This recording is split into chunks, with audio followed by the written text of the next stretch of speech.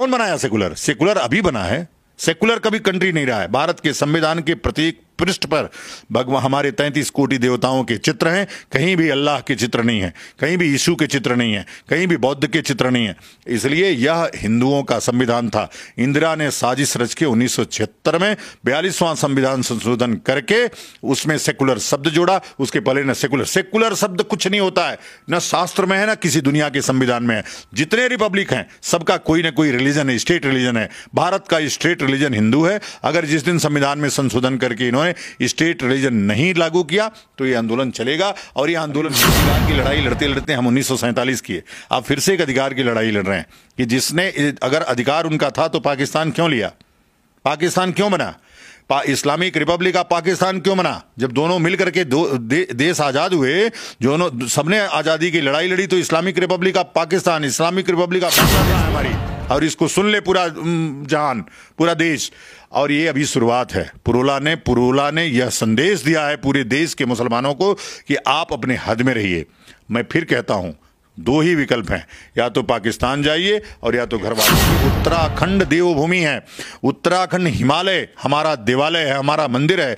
मैं किसी के मस्जिद में नहीं जाता तो कोई हमारे मंदिर में नहीं आए, इसलिए उत्तराखंड हिमालय हमारा देवालय है। गैर हिंदुओं का प्रवेश उसमें वर्जित रहेगा। हमने पुरोला से शुरू किया है, अब हम पूरे हिमालय को देवालय बनाएंगे। किसी एक भी गैर हिंदू, जब मैं बोलता हूं तो उसमें बौद्ध भी आते हैं, उसमें ईसाई भी आते हैं, और उसमें ये भी मुसलमान भी आते हैं। मैं तीनों लोगों को रहने नहीं देंगे हम लोग। चाहे सवाल तो ये है ना, लोकतांत्रिक देश है, सभी धर्म के लोग यहाँ रहते हैं। मैं वही तो कह रहा हूं कि हमारा मंदिर है, वो धर्म यह नहीं सिखाता ना आप। इसीलिए मुस्लिम एक्ट अलग है। आप इसी पे बात कर रहे हैं, यूसीसी पे। हम चाहते हैं कि एक तरह का कानून हो। हम इसलिए नहीं रहने देंगे कि आप अपने घर में किसी को घुसने देंगे। मंदिर हमारी आस्था का केंद्र है। जाकर के आप उसमें नमाज पढ़ेंगे, आप उसमें घुसेंगे, उसमें प्रवेश करेंगे, उसमें मांस और मदिरा का सेवन करेंगे और हम जाने देंगे आपको? तो किसी कीमत पर उत्तराखंड में गैर हिंदू नहीं रहेगा। नहीं तो हिंदुओं शब्द की, हिंदुओं के ऊपर जिस प्रकार से अभी हमले हो रहे हैं जगह जगह, वो हमले नहीं होते।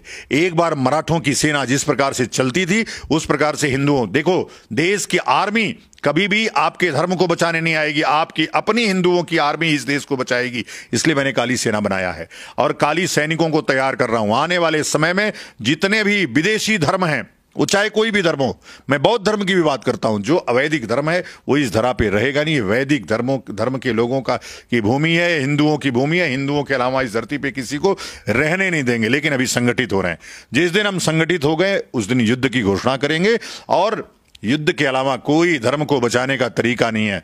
हमारे यहां धर्मो रक्षति रक्षिता, जो धर्म की रक्षा करता है वही धर्म उसी की रक्षा करता है। अहिंसा परमो धर्म, धर्म हिंसा तथैव च। अहिंसा परम धर्म है, लेकिन धर्म के लिए हिंसा उससे बड़ा धर्म है। यह शिक्षा दी जाती है। तो धर्म के लिए हिंसक बनना यह शास्त्र कहता है। इसलिए जितने भी लोग हैं, अब वो जरूरत है, कायरता से धर्म बचने वाला नहीं है। आप आकर के मराठों की तरह, पेशवाओं की तरह लड़िए, पुष्यमित्र शुंग बनिए। जिस तरह से उन्होंने बृहद्रथ की हत्या धर्म को बचाने के लिए किया और फिर से हिंदू धर्म, हिंदू राष्ट्र की स्थापना की, वैसे ही जितने बृहद्रथ घूम रहे हैं और जितने भी मूल्य घूम रहे हैं, सबको कत्ल करना पड़ेगा, सबको मारना पड़ेगा, तब जाकर के ये धरा भूमि, ये पुण्य भूमि बचेगी। ये तो फिर लोकतांत्रिक देश है, कैसे किसी का आप भगा सकते हैं? यह देश लाखों वर्ष पुराना है। लोकतंत्र इस देश में अभी 75 वर्ष, अभी अमृत महोत्सव मना रहे हैं, 75 वर्ष हुआ है। और यह बलात् रूप से कब्जा हुआ है। जब इस्लामिक रिपब्लिक ऑफ पाकिस्तान बना तब किसी ने नहीं कहा वहां लोकतंत्र की बात क्यों नहीं हो रही है। जब हिंदू मार मार के भगाया जा रहा है, हिंदुओं की बेटियों को रोज उठाया जा रहा है, बलात्कार किया जा रहा है, वहां लोकतंत्र नहीं है। एक ही साथ दोनों लोकतंत्र बने। उत्तराखंड में अगर देखा जाए तो सीधे तौर पर भगाया जा रहा है, कहा जा रहा है लव जिहाद, जबकि अगर उस कांड में देखे तो एक हिंदू लड़का का भी नाम है। किस पे? उत्तराखंड में जो पूरा घटना घटा है उत्तरकाशी में, उसमें कहा जा रहा है जो नाबालिग लड़की के साथ घटना घटी, कभी खबरों में भी हमने देखा है कि उसमें एक हिंदू लड़का का भी नाम है, लेकिन उसको हाइड करके सिर्फ मुस्लिम होने की वजह से तमाम चीज़ें घट रही है। देखिए क्या है, उत्तराखंड की घटना एकदम अलग है। वो घटना आप अभी जानते नहीं हैं, आप यूं ही किसी से सुन करके बता रहे हैं। वो घटना पूरी तरह से लब जिहाद की घटना थी। नाबालिग लड़की थी जिसका अपहरण हुआ था, अपहरण करके वो घर में रखा था और घर में उसमें अपहरण करने में कोई हिंदू, अब ये जितने भी वामपंथी मीडिया है वो एक हिंदू लड़का है, उसका नाम छुपाया, वो हिंदू लड़के को लाओ सामने, वो कौन हिंदू लड़का जिसका नाम आ रहा, एक भी हिंदू लड़का नहीं है। और मैं बार बार कहता हूं कि उत्तराखंड देवभूमि है, उत्तराखंड हिमालय हमारा देवालय है, हमारा मंदिर है। मैं किसी की मस्जिद में नहीं जाता तो कोई हमारे मंदिर में नहीं आए, इसलिए उत्तराखंड हिमालय हमारा देवालय है, गैर हिंदुओं का प्रवेश उसमें वर्जित रहेगा। हमने पुरोला से शुरू किया है, अब हम पूरे हिमालय को देवालय बनाएंगे। किसी एक भी गैर हिंदू, जब मैं बोलता हूं तो उसमें बौद्ध भी आते हैं, उसमें ईसाई भी आते हैं और उसमें ये भी मुसलमान भी आते हैं। मैं तीनों लोगों को रहने नहीं देंगे हम लोग, चाहे उसके लिए कुछ भी करना पड़े। क्यों नहीं रहने दीजिएगा? सवाल तो ये है ना, लोकतांत्रिक देश है, सभी धर्म के लोग यहाँ रहते हैं। मैं वही तो कह रहा हूं कि हमारा मंदिर है, वो धर्म यह नहीं सिखाता ना आप, इसीलिए मुस्लिम एक्ट अलग है। आप इसी पे बात कर रहे हैं, यूसीसी पे। हम चाहते हैं कि एक तरह का कानून हो, हम इसलिए नहीं रहने देंगे कि आप अपने घर में किसी को घुसने देंगे। मंदिर हमारी आस्था का केंद्र है, जा करके आप उसमें नमाज पढ़ेंगे, आप उसमें घुसेंगे, उसमें प्रवेश करेंगे, उसमें मांस और मदिरा का सेवन करेंगे और हम जाने देंगे आपको? तो किसी कीमत पर उत्तराखंड में गैर हिंदू नहीं रहेगा, यह घोषणा है हमारी। और इसको सुन ले पूरा जहान, पूरा देश। और ये अभी शुरुआत है। पुरोला ने यह संदेश दिया है पूरे देश के मुसलमानों को कि आप अपने हद में रहिए। मैं फिर कहता हूं, दो ही विकल्प हैं, या तो पाकिस्तान जाइए और या तो घर वापसी करके भारत में रहिए। ये तो फिर काफ़ी बड़ा बात कह रहे हैं। कहीं ना कहीं अगर देखा जाए तो अधिकार तो है उनका रहने का। नहीं, मैंने अधिकार के लिए बात नहीं कही। अभी उसी अधिकार की लड़ाई लड़ते लड़ते हम 1947 की है, आप फिर से एक अधिकार की लड़ाई लड़ रहे हैं कि जिसने, अगर अधिकार उनका था तो पाकिस्तान क्यों लिया, पाकिस्तान क्यों बना, इस्लामिक रिपब्लिक ऑफ पाकिस्तान क्यों बना? जब दोनों मिलकर के देश आजाद हुए, जो सबने आजादी की लड़ाई लड़ी, तो Islamic Republic of Pakistan, Islamic Republic of Bangladesh क्यों बना? फिर भारत ही रहता, आराम से सब लोग मिलकर के रहते। सेकुलर कंट्री है ना। सेकुलर क्यों? कौन बनाया सेकुलर? सेकुलर अभी बना है, सेकुलर कभी कंट्री नहीं रहा है। भारत के संविधान के प्रत्येक पृष्ठ पर भगवान हमारे 33 कोटि देवताओं के चित्र हैं, कहीं भी अल्लाह के चित्र नहीं है, कहीं भी यीशु के चित्र नहीं है, कहीं भी बौद्ध के चित्र नहीं है। इसलिए यह हिंदुओं का संविधान था।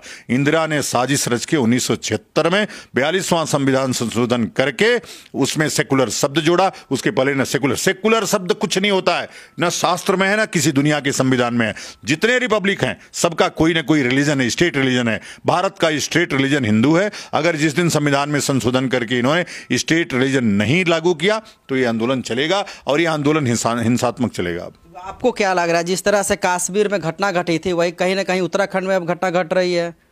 किसमें? कश्मीर में? हाँ, पंडितों को भगाया जा रहा है। हाँ, वही हो रहा है। नहीं तो हम वहां, यहां भी वही साजिश है। पूरे उत्तराखंड में लश्कर तोयबा, बोको हरम, जितने भी 1000 इस्लामिक संगठन हैं, उन सबके ऑफिस हैं देहरादून में। ये बात हम 10 वर्ष से कह रहे हैं, सरकार नहीं सुन रही थी। हम लोगों को पुरोला में कानून अपने हाथ में इसलिए लेना पड़ा कि ये जो कानून के लोग हैं हमारी बात ही नहीं सुनते हैं। हमको दोयम दर्जे का नागरिक कहते हैं। बहुसंख्यक हिंदू राष्ट्र में हिंदू दोयम दर्जे का नागरिक है। कोई उसकी हमारी गलती क्या है? ये जितने नेता हैं हम धर्माचार्य हैं, इसलिए हम सभी जातियों को जोड़ करके एक बृहत्तर हिंदू समाज की रचना करना चाहते हैं। लेकिन ये नेता लोग जो हैं, यह दो हमेशा, ये राजभर है, ये यादव है, ये नोनिया है, ये चमार है, यह बांटने का काम नेता करता है और जोड़ने का काम धर्माचार्य करता है। और मैं जोड़ने की बात जब करता हूं तो समस्त जातियों को इकट्ठा करके बृहत्तर हिंदू समाज, 96% थे हम। आप कल्पना करिए, 96% थे, आज हम 65% हो गए। हमारा देश हिंदुओं का ये अंतिम देश है। भारत अंतिम देश है, हिंदुओं का ये अंतिम देश है। 128 देश ईसाइयों के हैं, 57 देश मुसलमानों के हैं, 1400 वर्ष का अभी इस्लाम है, और एक देश नेपाल बचा था। आप बचपन में सुनते थे कि उस देश का नाम बताओ जिसका नाम हिंदू राष्ट्र बताओ, जिसका नाम जो हिंदू राष्ट्र हो। आप नेपाल लेते थे, वो भी अमेरिका और यूरोप के षड्यंत्र के नाते और इन वामपंथियों के षड्यंत्र के नाते वो भी सेकुलर कंट्री हो गया। आज वहां भी हिंदू धीरे धीरे घट रहा है। भारत में हिंदू घटते घटते 96% से आज 65% हो गया। और आप कहते हैं कि हम चिंता ना करें, हम बात ना करें, हम लोकतंत्र की बात करें। ऐसे लोकतंत्र को लात मारता हूं मैं, और ऐसे संविधान को भी लात मारता हूं मैं, जो दोयम दर्जे की नागरिकता पैदा करता है और एक तरफ कहता है आप अल्पसंख्यकों को दामाद बना करके रखे हुए, उनको दुनिया भर की सुविधाएं दे रहे हैं अल्पसंख्यक के नाम पे। वो जाकर के अपने स्कूलों में कुरान पढ़ा सकते हैं, आप स्कूल में गीता नहीं पढ़ा सकते, कानूनन जुर्म है। आप गीता धर्म की शिक्षा नहीं दे सकते, इसलिए कि आप बहुसंख्यक हैं। तो यह इस प्रकार के संविधान को जो वैमनस्यता पैदा करता है, जातियों को आपस में बांटता है, और ऐसे संविधान में संशोधन करना होगा, या तो इसको